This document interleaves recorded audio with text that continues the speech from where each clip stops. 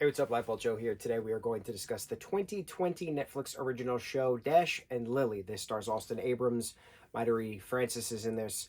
The guy who plays Howard in Only Murders in the Building is in this. And he's my favorite character of the entire thing. And the guy who plays Peter in Teen Wolf, whose names I can't remember at this current moment, plays Mytery's character, Lily's father. So it's very interesting watching him play a father figure where he plays a villain for majority of his career. Very entertaining. Absolutely love that actor. This is 8 episodes long, 20-something minutes per episode, 2020, that's it. Nick Jonas plays himself at the very last episode for reasons unknown. If this was an hour and 40-minute long film, I would be praising it, saying how awesome it was. It's so great. This should have never been 8 episodes of a TV series. Never. The pacing is absolutely atrocious, and it's so unfortunate because it's a really cute story. It's very cute. It's very authentic. It's very real. I love Austin. Austin's a great actor. He's in Euphoria. He's been in a bunch of other stuff. So it's very interesting watching him playing this character, this type of teenage role. So it's a bunch of 17-year-olds in Manhattan during their Christmas break. So all the events of the 8 episodes happens within a 7-day time period, leading up to Christmas, leading up to then New Year's following. So if this was an hour and 40-minute long film, would have absolutely loved it, been praising it. I like the show, but I don't love the show because this should have never been a show. This should have been a film. That's the only true storytelling aspect I can put a spin on. Not even put a spin on. Tell the facts. Fact. This should not have been a show. It should have been a film. It would have been absolutely incredible. An absolute Christmas classic. Film. It's going to be very hard to sit down and watch 8 episodes of this again moving forward. Parts of this was absolutely incredible. I love certain moments. I love certain character speeches. I love certain character development. Great. But overall, bro, this should not have been 8 episodes. It's too long. It's too long. So, Dash and Lily, main character Dash, main character Lily. They both meet through a notebook. It's very interesting. It's passed back and forth in this bookstore called The Strand, and she, thanks to her brother, starts a quiz, basically, a scavenger hunt, if you will, to get to know somebody who can figure out the questions, and who is worthy enough to figure out the questions gets her attention. So it's just a matter of back and forth, learning who each other is. When are they going to reveal themselves to each other? But it turns out they're all in each other's social circle, which was very interesting as well. So, neat little spins on that. But bro, the guy playing Howard in Only Murders in the Building, playing this other character who's a Macy's elf in this show, and he is wearing drag at one point, and there's this whole, like, what did they call it? What's it called? Jew rock, or was it a punk Jew? I can't remember. It was a Jewish themed punk rock night at this underground below a deli.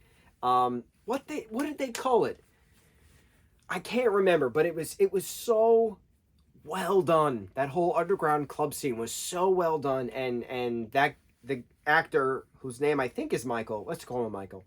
Mike dressing up in drag, being this Jewish princess for the night kind of thing. It was just so entertaining watching him play a different character, because we all know of him from Only Murders in the Building as Howard, but to see him as another character, but still being himself, is just so cool. I'm so happy for them. I wish him nothing but luck.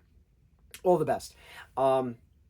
Continuing on though, that's my point. Certain parts of this was just so entertaining to watch, but I gotta say, it's because of the certain people that are in it. Like, I love Austin. Austin's a great actor. So to watch him have this melancholy, depressed kind of Christmas is awful kind of mindset, and then Lily being all believe and Christmas cheer and all these things, and like to have the forced cheer upon him and learning about Christmas and the celebration of life and things like that. I thought it was neat. It was a very anti-Scroogey kind of a thing. It was very neat having that character development.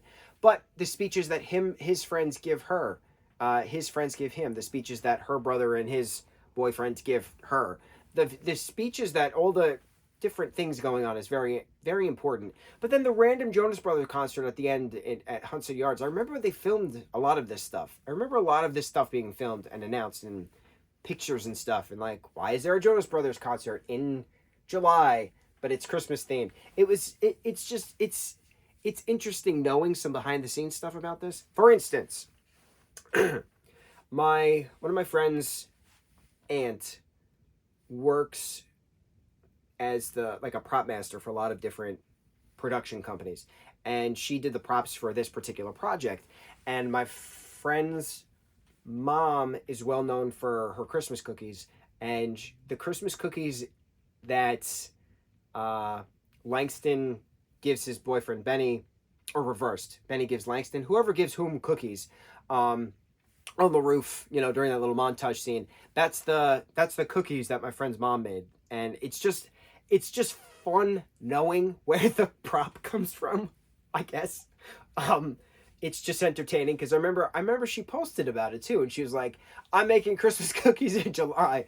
I'll never forget it. It was very entertaining, and she had to make like 4 dozen cookies or something like that, or 6 dozen cookies. It was an obscene amount of Christmas cookies she had to make in the heat of summer, and it was just funny because she was posting about it, and there the cookies are. They had to select the best cookies out of the thousands she cooked.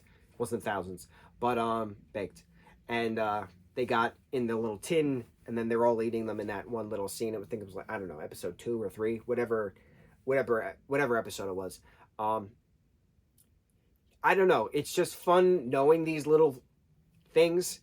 It's always been an entertaining factoid of mine. It's always been fun to find the costume that a person wears in a production of something.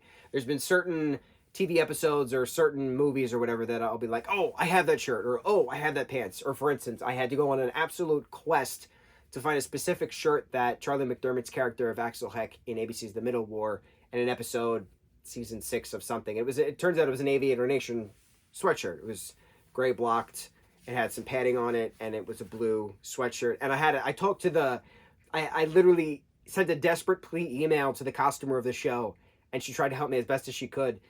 And I found it. And then that started my love of that particular company, Aviator Nation. But I like these little questy things. Where does this thing come from?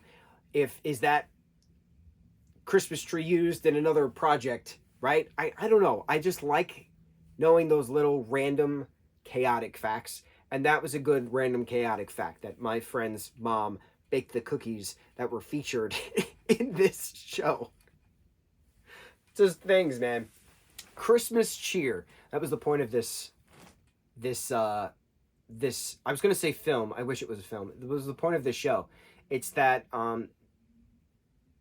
you're never alone, and if you look hard enough, you'll always find the light. Whether it be a Christmas light twinkling or the light in someone's eyes, you'll always find the light. You just gotta not stop.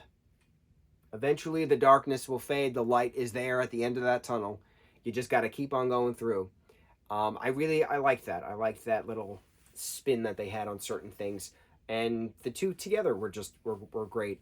They had great chemistry. Again, just wish it was a film, not a TV show. We watched it. We talked about it. On to the next review. Mucho mahalo.